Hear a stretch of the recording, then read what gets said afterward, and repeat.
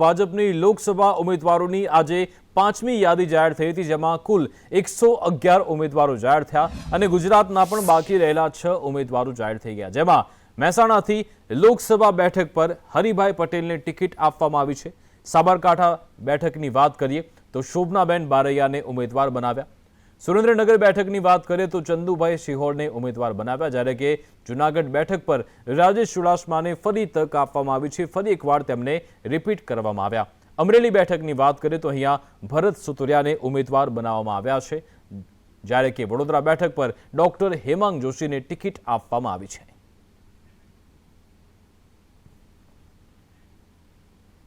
સુરેન્દ્રનગર લોકસભા બેઠક પર ભાજપે ફરી એકવાર કોળી સમાજ પર પોતાની મહોર મારી છે। ભાજપે એન્જિનિયરિંગનો અભ્યાસ કરેલા ચંદુભાઈ શિહોરાને સુરેન્દ્રનગર બેઠક પર પોતાના ઉમેદવાર જાહેર કર્યા। ચંદુભાઈ શિહોરાના નામની જાહેરાત સાથે હાલના સાંસદ મહેન્દ્ર મુજપુરાનું પત્તું કપાઈ ગયું। મહેન્દ્ર મુજપુરા સામે પક્ષને અનેક ફરિયાદ મળી હોવાથી તેમનું પત્તું કપાયું હોવાની ચર્ચાને વેગ મળ્યો છે।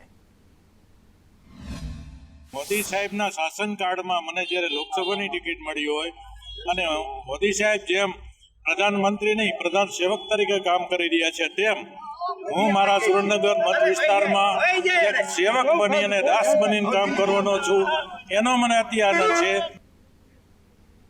ભારતીય જનતા પાર્ટીએ હરિભાઈ પટેલને મહેસાણા લોકસભા બેઠક પરથી સત્તાવાર ઉમેદવાર જાહેર કર્યા છે। હરિભાઈ પટેલ અગાઉ મહેસાણા જિલ્લાના પંચાયત કારોબારીના ચેરમેન તરીકે સેવા આપી ચૂક્યા છે, ત્યારે મહેસાણા જિલ્લા પંચાયતના સદસ્ય પણ રહી ચૂક્યા છે।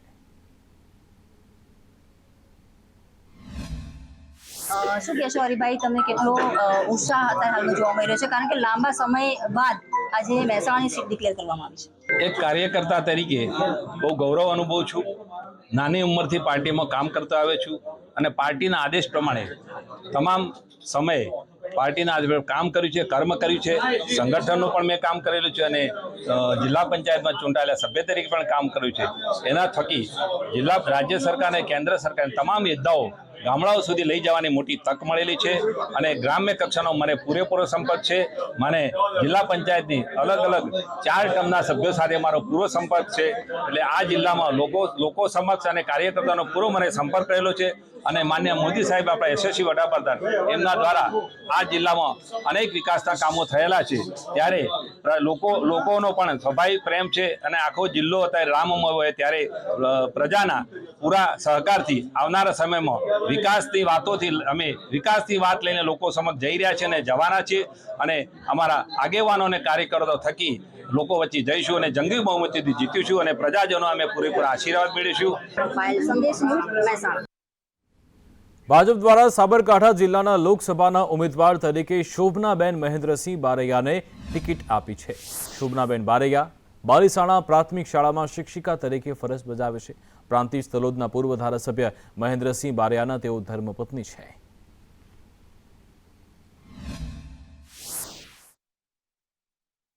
ભાજપ દ્વારા શોભનાબેનને ટિકિટ આપવામાં આવી છે, ત્યારે આજે શોભનાબેન સાથે ભાજપ દ્વારા ટિકિટ આપવામાં આવી છે, શું કહેશો?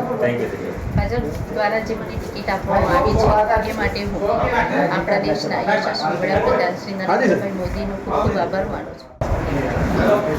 તો આ શોભનાબેન બારૈયા જેમને ભાજપ દ્વારા ટિકિટ આપવામાં આવી છે, સંદેશ રાખે। આ તરફ ભાજપે વડોદરા લોકસભા બેઠકના ઉમેદવાર તરીકે ડોક્ટર હેમાંગ જોશીના નામની જાહેરાત કરી છે। હેમાંગ જોશીને રંજનબેન ભટ્ટના સ્થાને ટિકિટ આપવામાં આવી છે, ત્યારે હેમાંગ જોશીએ કહ્યું છે કે પાર્ટીએ મારા પર વિશ્વાસ મૂક્યો તે મોટી વાત છે। હું સાંસ્કૃતિક કાર્યક્રમમાં હતો ત્યારે મને મીડિયા દ્વારા આ જાણ થઈ, તેમણે પોતાનું નામ જાહેર થતાં શહેર ભાજપ પ્રમુખ ડોક્ટર વિજય શાહના આશીર્વાદ મેળવ્યા અને રંજનબેન વિશે વાત કરતા જણાવ્યું કે રંજનબેને ઘણો વિકાસ કર્યો છે, તેને આગળ ધપાવીશું।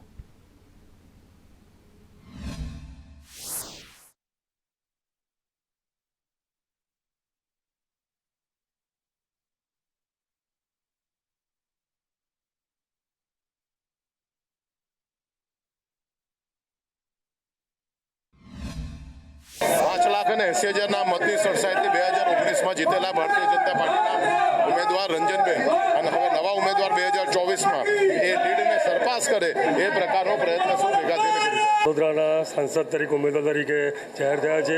હું કેન્દ્રના મોવડી મંડળ, પ્રદેશના મોવડી મંડળ, વડોદરાના મોવડી મંડળનો હું આભાર વ્યક્ત કરું છું અને શુભેચ્છા આપું છું કે જે રીતે શિક્ષણમાં એ મારી સાથી સભ્ય તરીકે કામ કરીને શિક્ષણને આગળ લેવા માટે જે પ્રયત્ન કર્યો છે તે વડોદરાના વિકાસ માટે પ્રયત્ન કરતા. રંજનબેનનું અનિચ્છા અને તમને ટિકિટ મળવી કઈ રીતે જુઓ છો? રંજનબેન આપણા માન્ય સાંસદશ્રીએ એમની અનિચ્છા દર્શાવી હતી અને એમણે 10 વર્ષ સુધી સાંસદ તરીકે ખૂબ સરસ કાર્ય કર્યું છે અને ત્યારબાદ એમની અનિચ્છા બાદ એક કાર્યકર તરીકે મને જે તક આપી એ બદલ હું સર્વેનો આભાર માનું છું અને માન્ય સાંસદશ્રીએ જે સારામાં સારા કાર્યો કર્યા છે એ જ કાર્યોને વધારે આગળ વધારે ગતિથી લઈ જવા માટેનો એક વિનમ્ર પ્રયાસ કરીશ. હું રંજનબેનનો પણ ખાસ છું, રંજનબેનના વોર્ડમાંથી છું.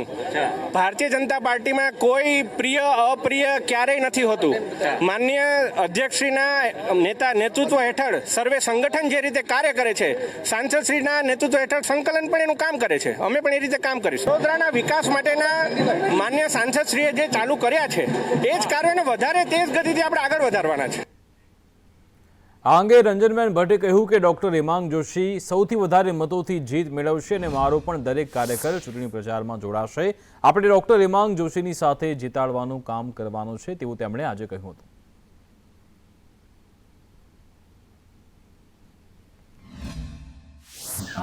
વડોદરા લોકસભાના ઉમેદવાર તરીકે ડૉક્ટર હેમાંગભાઈ જોશીને ભારતીય જનતા પાર્ટીએ ઉમેદવારી તરીકે જાહેર કર્યા છે.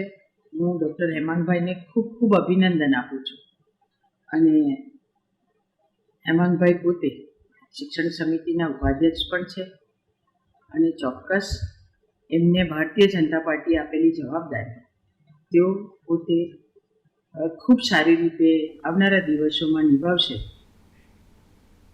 લોકસભાની ચૂંટણી નજીક આવતા કોંગ્રેસના આગેવાનો અને કાર્યકરો ભાજપમાં જોડાઈ રહ્યા છે ત્યારે સુરેન્દ્રનગરમાં લીંબડીના કટારિયા ગામે શક્તિ કેન્દ્રનો પ્રવાસ કાર્યક્રમ યોજાયો હતો. આ કાર્યક્રમમાં ધારાસભ્ય કિરીટસિંહ રાણા હાજર રહ્યા હતા, જેમાં જિલ્લા કોંગ્રેસના ઉપપ્રમુખ પ્રવીણભાઈ શાહ, જિલ્લા પંચાયત શિક્ષણ સમિતિના પૂર્વ ચેરમેન હિંમત છાપરા ભાજપમાં જોડાઈ ગયા. સાથે કોંગ્રેસના 100 કરતાં પણ વધારે કાર્યકરોએ કેસરીયો ખેસ ધારણ કર્યો હતો.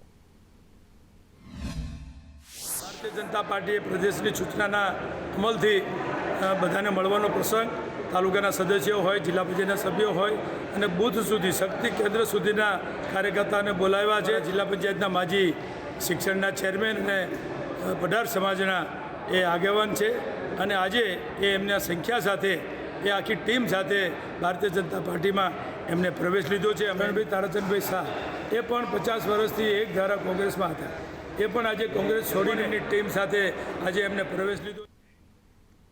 લોકસભા ચૂંટણી માટે ઉમેદવારોએ પોતાના મત વિસ્તારમાં જોરશોરથી પ્રચાર શરૂ કર્યો છે ત્યારે છોટાઉદેપુર લોકસભા બેઠકના કોંગ્રેસ ઉમેદવાર સુખરામ રાઠવા મંદિરોના દર્શનાર્થે પહોંચ્યા હતા અને વિવિધ મંદિરોમાં દર્શન કરી આરતીનો લાભ લીધો.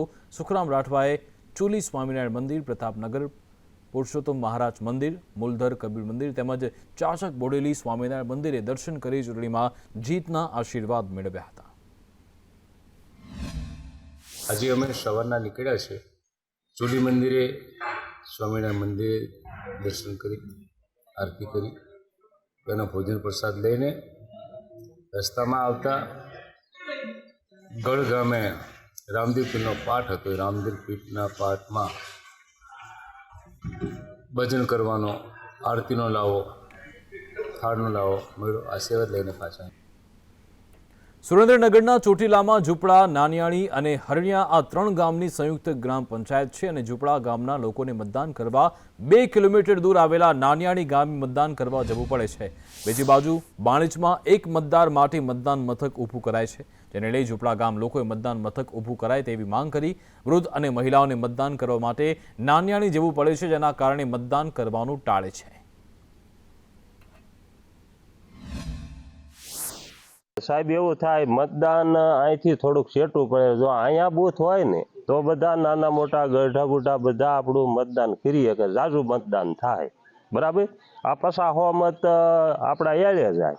અને અહીંથી નાનિયાણી મતદાન બૂથ છે, અહીંથી અમારે આશરે 2 કિલોમીટરનું અંતર છે અને એમાં વૃદ્ધ અવસ્થાના હોય છે, કોઈ બીમાર, કોઈ હાજુ માંદું હોય તો એને મતદાન નથી દઈ શકતા. અમારા ગામની અંદર અને ઘણા સમયથી મારી આટલી ઉંમર થઈ તેદોનો હું જોતો આવું છું, બૂથ નથી, નાની અહીંયા જવું પડે, અમુક અવસ્થાવાળા નથી જઈ શકતા. તકલીફ અમારે અહીંથી 2 કિલોમીટર છેટું થાય. ગામમાં હોય તો અમે ગઢા બુઢા બધા દઈએ કિંમત, ઓલા કોઈ બેનો દીકરીઓ પુગાણો ન પુગાણો. હવે હાલી એટલી નહીં, નકર મતદાન હું કોઈ દી નહીં સૂચી મારી આટલી અવસ્થા થઈ, પણ હણીએ જાતી હાલી. હવે બાપા હલાય એવું છે નહીં. મતદાન દીધા હલાતું નથી. આ હોય ને તો ગઢા બુઢા હાલીને જઈએ કે દઈએ કે, હવે હલાય નહીં, વાહન હોય ન હોય તો આપણે ઘરે બેઠા જ વાહન વાળો શોખમાં, એમને કઈ ખબર ન હોય કે શોખમાં બેઠા કોઈક હાથ કરે જઈએ. લોકસભા ચૂંટણી માટે તમામ રાજકીય પક્ષોએ કમર કસી છે અને જોરશોરથી પ્રચાર પ્રસાર કરી રહ્યા છે. ત્યારે મુખ્યમંત્રી ભૂપેન્દ્ર પટેલે ગુજરાતની હાઈ પ્રોફાઇલ લોકસભા સીટ એવી ગાંધીનગરથી પ્રચારની શરૂઆત કરી. ભાજપે લોકસભાની 26માંથી 25 સીટ પર 5 લાખથી લીડની જીત મેળવવાનો લક્ષ્ય રાખ્યો છે. ત્યારે એકમાત્ર ગાંધીનગરની એવી સીટ છે જ્યાં 10 લાખની લીડ સાથે જીતનો લક્ષ્યાંક રાખ્યો છે. આગામી સમયમાં ભાજપ દ્વારા ઘરે ઘરે જઈ સંપર્ક અભિયાન ચલાવાશે અને પીએમ દ્વારા લખેલો પત્ર પણ ઘરે ઘરે આપવામાં આવશે.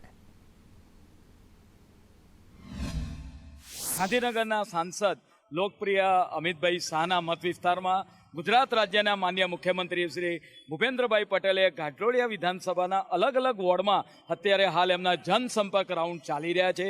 ગોતા વોર્ડ હોય, ઘાટલોડિયા વોર્ડ હોય, થલતેજ વોર્ડ હોય અને આજ રોજ બોડકદેવ વોર્ડની અંદર વૃંદાવન આવાસમાં તેમને જનસંપર્ક રાઉન્ડ અને જે લાભાર્થીઓ છે એમના ઘરોની મુલાકાત લીધી હતી. અરવલ્લીમાં ભાજપને વધુ એક ફટકો પડ્યો છે. ભાજપ જિલ્લા પંચાયતના સદસ્ય કનુ મનાતે રાજીનામું આપી દીધું. પૂર્વ ઉપપ્રમુખ એવા કનુ મનાતે રાજીનામું આપતા ખળભળાટ મચ્યો. જિલ્લા પંચાયત સદસ્ય અને તમામ હોદ્દા પરથી રાજીનામું આપ્યું હતું. ભીખાજી ઠાકોરના સમર્થનમાં તેમણે રાજીનામું આપ્યું, જો કે અંતે તેમણે થોડા કલાકો બાદ રાજીનામું પરત પણ ખેંચ્યું હતું.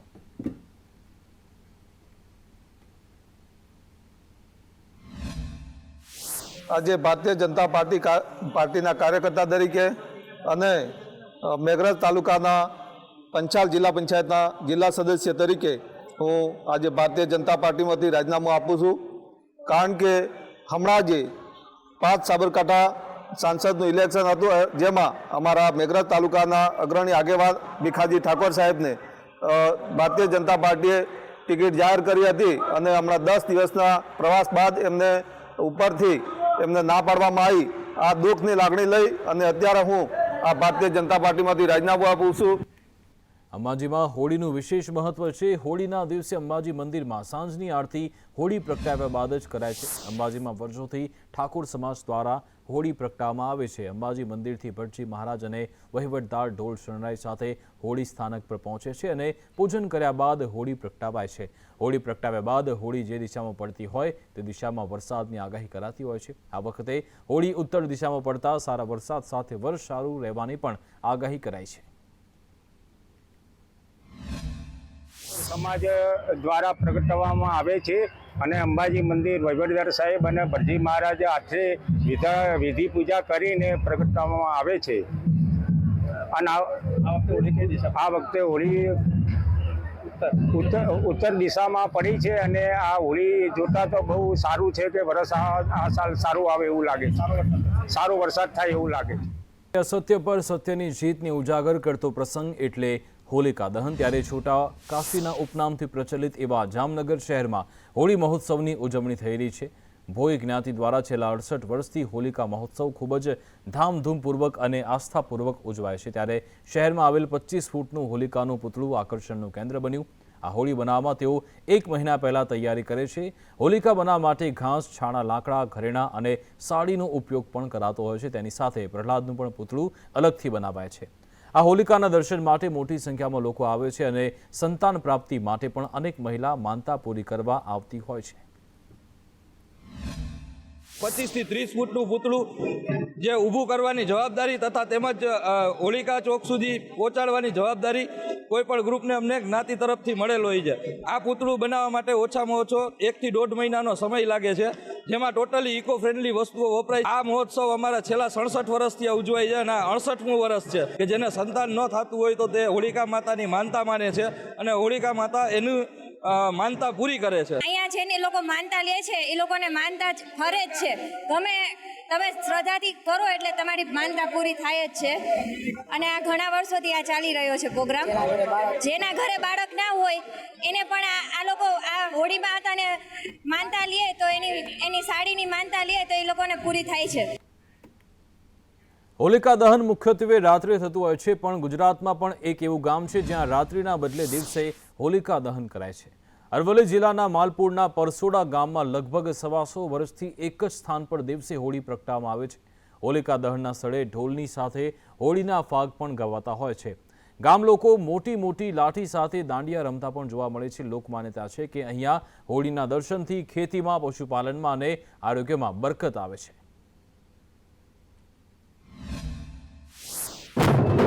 આજરોજ હોળીના તહેવારનો આનંદ માણવા માટે વર્ષોની પરંપરા વડીલોની તોડી અમે સૌ ગામના આગેવાનો મળીને રાત્રિના જગ્યાએ દિવસે આયોજન કરેલ છે. દ્રશ્યમાં જોઈ શકો છો કે પરસોડા ગામે હજારો લોકો અહીંયા એકત્રિત થયા છે. નાના બાળકો સહિત ઢોલ વગાડી અને જે હોળી દહન કરવાનું હોય છે તે આસપાસ એ લોકો ફરતા હોય છે. હોળીના ફાગ જેને કહેવાય એ દાંડિયા લઈ અને ફાગના ગાતા હોય છે. ત્યારે જે હોળીની રાત્રે હોળી પ્રગટતી હોય છે, પરંતુ જિલ્લાનું આ એક સ્થળ એવું છે કે જ્યાં દિવસે હોળી રમતા હોય છે. સુરતમાં વૈદિક હોળી પ્રગટાવવામાં આવી હતી. CR પાટીલે આ વૈદિક હોળી પ્રગટાવી હતી. ગોબર સ્ટિકથી વૈદિક હોળી પ્રગટાવવામાં આવી. પર્યાવરણની જાળવણીના સંદેશ સાથે આ હોલિકા દહન કરવામાં આવ્યું હતું. અને છાણાની વ્યવસ્થા કરવામાં આવી, લોકોને જાગૃત કરવામાં આવ્યા.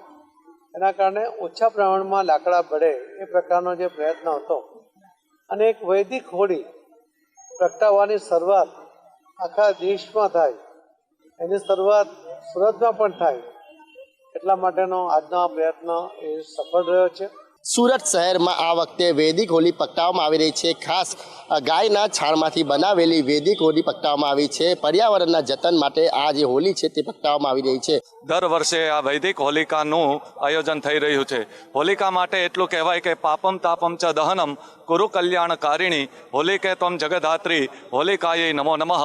તમામ પ્રકારના પાપ તાપને દહન કરવાની શક્તિ એ હોલિકાની અંદર છે. જુઓ, વૈદિક પરંપરા મુજબની આજે સુરત પાંજરાપોળ ખાતે જે ગોબર સ્ટિકની હોળીની પ્રાગટ્ય કરવામાં આવ્યું છે ને, આ બસ આ તહેવાર તમામના લોકો માટે ઉત્સાહ અને આનંદ ભર્યો રહે. સુરતી વાસીઓ અને દેશવાસીઓમાં એક સંદેશ પાઠવવામાં આવી રહ્યો છે કે લાકડાની હોળી નહીં કરીને જે કહેવાય કે ગાયના છાણમાંથી બનતી ગોબરની સ્ટિકની જે વૈદિક હોળી છે તે પ્રગટાવવામાં આવે. કેમેરા પર્સન અજીત પટેલ સાથે મનીષ પરમાર, સંદેશ ન્યૂઝ, સુરત. બનાસકાંઠામાં ભાજપ ઉમેદવાર રેખા ચૌધરીએ હોળી પર્વની ઉજવણી કરી. પાલનપુરમાં રેખા ચૌધરીએ ઉજવણી કરી. રેખા ચૌધરીએ હોળીની પૂજા અર્ચના કરી હતી. બનાસકાંઠા બેઠકના ઉમેદવાર છે રેખા ચૌધરી.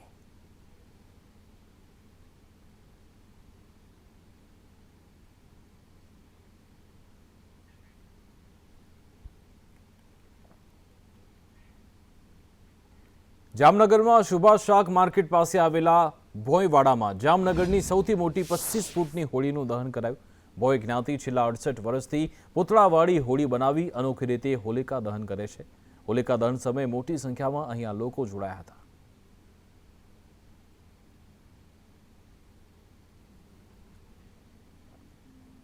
સુરેન્દ્રનગરમાં ચોટીલામાં થાન રોડથી જૂના બસ સ્ટેશન સુધી રંગોળી સ્પર્ધાનું આયોજન કરાયું. આયોજન મતદાર નોંધણી અધિકારી અને આસિસ્ટન્ટ કલેક્ટર કચેરી દ્વારા કરવામાં આવ્યું. મતદારોમાં વધુમાં વધુ જાગૃતતા આવે તેવા ઉદ્દેશ્યથી આ કાર્યક્રમ કરાયો.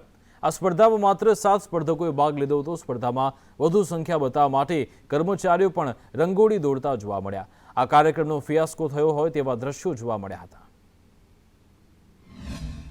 તો આજ આપણે હોળીના ધાર્મિક પર્વ ઉપર આપણે રંગોળીનો આયોજન કર્યો છે. આની થીમ મતદાર જાગૃતિ છે, જેનાથી વધારામાં વધારે લોકો મતદાન કરે. રંગોળી સ્પર્ધામાં બહુ મોટી સંખ્યામાં પાર્ટિસિપેશન અમને મળ્યો છે. બહુ નાની ઉંમરના, મોટી ઉંમરના, દરેક વયના અમારે અહીંયા ભાગ લેનાર છે. તો અમને પણ ખૂબ આનાથી પ્રોત્સાહન મળ્યો છે અને અમે ફરીથી આગળથી પણ કરતા રહીશું. અને આપણા જો બજારના માર્કેટના લોકો છે એ પણ અમને બહુ સારો સહકાર આપે છે.